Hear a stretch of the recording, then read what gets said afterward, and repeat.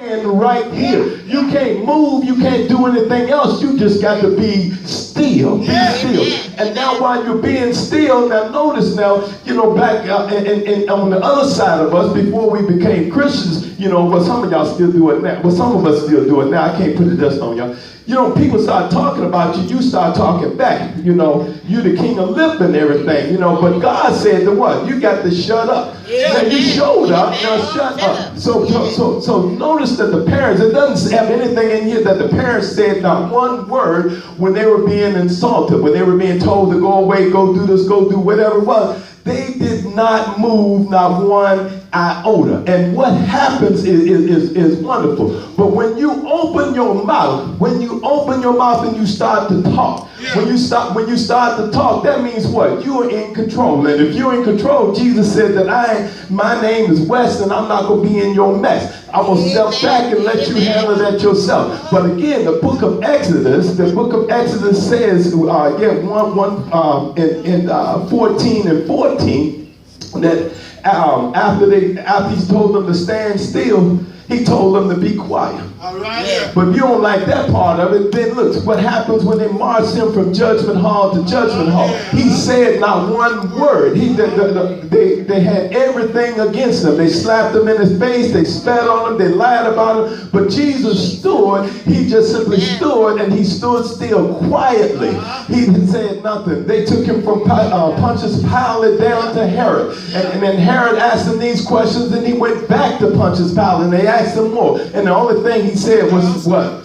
Thou sayest. That's all he ever said was what? Thou sayest. And he's on his way to the cross, and all he can say is thou sayest.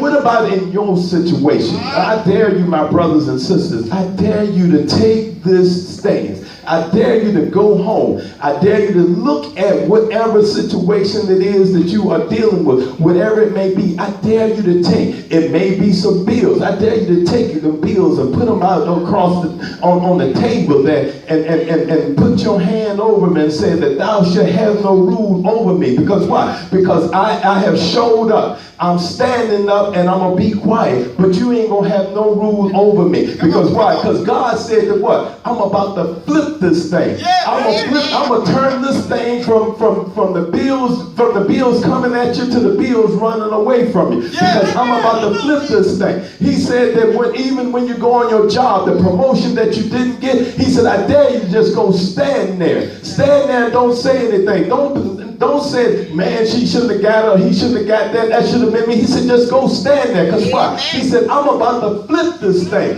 Because why? You on the backside, but after a while, I'm going to turn it around. Because why? God said that I am good at working against what deciding arms are in the name of Jesus. He said that I am good at it. I always turn things the opposite way. Because why? That's a part of my doctrine. My doctrine doesn't say that I need to come up and I need to do things just as the Jews do. But no, there's a new day in town. Because why? I came to flip this thing. And now when he flips it, note that when he flips this thing with these children, he doesn't just flip it and leave it. He turns the barrel completely upside down to now that what? That the society that was on the top, which is adults, they're now on the bottom, and that was on the bottom is on the top, the children on the top. How do you know? Because he said, thou cannot enter into the kingdom of heaven unless you enter as what? As one of these little children. That was completely different than it was before. Why? Because why?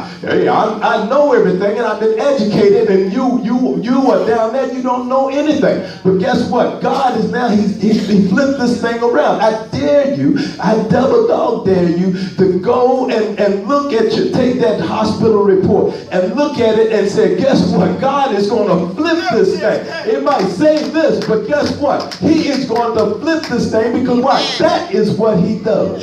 He flips things. He flips things. Turn to tell somebody, God flips things. To the point. He flips them. Yeah. He flips them. But I'm going to tell you this, my brothers and sisters. I haven't seen anybody that was laying down able to flip over. To do a somersault laying down. You can roll, but you can't flip. The only way you can flip is you got to be standing up. You got to be standing up. And when they flip, I ain't never seen anybody flip and screaming at the same time, unless they was falling. But that's not what he's saying. He didn't say that you need to be falling. So in this, my brothers and sisters, as I hurry now to my seat, and I hurry into a close, because I stood before you for long enough. But in this Jesus, who's good at flipping things, so he goes and he takes one more opportunity. He said, I'm going to flip something else. I'm going to take this cross, this crucifixion, this thing that meant so much evil, this thing that people were afraid of. He said, I'm going to go there, and I'm going to go there on man's behalf. I'm going to lay up here on this cross. I'm going to let you nail these nails into my hands. I'm going to let you nail these nails into my feet. I'm going to stay up here, and I'm not going to say one word to you. I'm not going to say, no, you shouldn't do it, anything of that nature. I'm going to stay right here on this cross. And then he stands there, and then after a while, guess what happens? They pierce him in his side, and out comes the water, and out comes the blood. Out comes the water for the baptism. Out comes the blood, because for what? For our covering, for the redemption of man's sin. So Jesus said, I paid the price, and I paid the price once and for all. So then you know what happens? They take Jesus down, and they take him, and they wrap him in fine linen clothing, and then they take him and they put him inside of a borrowed tomb. And they put him in the borrowed tomb because why is it borrowed? Because Jesus said, I'm going to flip this thing. I'm not going to use this for long. I'm just going to flip it, because why? When you come back and look what happens at the end of the third day when Mary Magdalene, she went and looked, she said the stone had rolled away. And I looked inside and I looked for him and I couldn't see him, because why? Jesus said, I have flipped this thing. He said, while I was down in hell, I flipped that thing when I was down in the grave. I flipped it because what? The grave used to have power, and I came back up. I said, oh grave, where is thy power? What? Oh death, oh death. Where is that victory? Because he said, why? I have flipped this thing. He comes out and he steps out of the grave. It left his grave clothes left there behind. Because why? Jesus said, I have flipped this thing. And then he goes out and he sees people. You know, folks, he goes there and he sits down and he has dinner with them. Because why? Hey, listen, nobody just shows up. Because why? Jesus said what? Because I don't flip this thing. I can come in and I can enter in at any point in time that I want to. But yet and still there's somebody that says that what? I won't believe it until what? Until I see the nail prints in his hands. Until I see what? That awful gash in his side. There's somebody that says that what? I won't believe it, but they were behind closed doors. But Jesus said, I'm going to flip this thing. I don't need the door open, for I am the door. I am the way. I am the truth and the life. No man comes up to the Father but by me. So I can just step in because I am the door. So when he comes in, all of a sudden, Master, for now it is you. Because he said what? Put your hand into my side and touch these nail prints. Because why? I have flipped the other side of it. I have flipped this thing in the name of Jesus. I have flipped this. And yet once more, he says that now that I was here among you, I have to go back to the Father. Because why? I have flipped this thing. I have flipped this thing. So my brothers and sisters, I say unto you today, what is it in your life that Jesus needs to flip for you? What is it? What is it that you're dealing with that he needs to flip for you?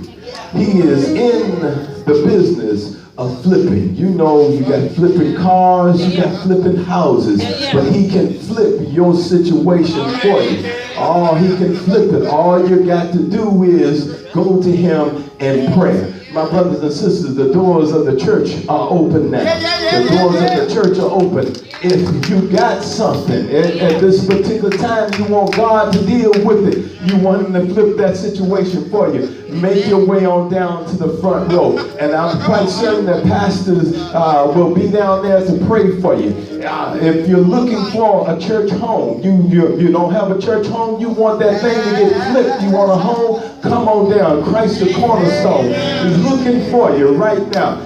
We take you by letter. We'll take you We'll take you by Christian experience. Come on down. Come right now. Or we take you as a candidate of baptism. Because why? If you're on that side of the coin, God is saying what? I will flip it for you. Just come on down. Come down. It is your hour now. It is your hour. Stand to your feet. It is your hour right now. The doors of the church are open in the name of Jesus. Hallelujah. Come to Jesus.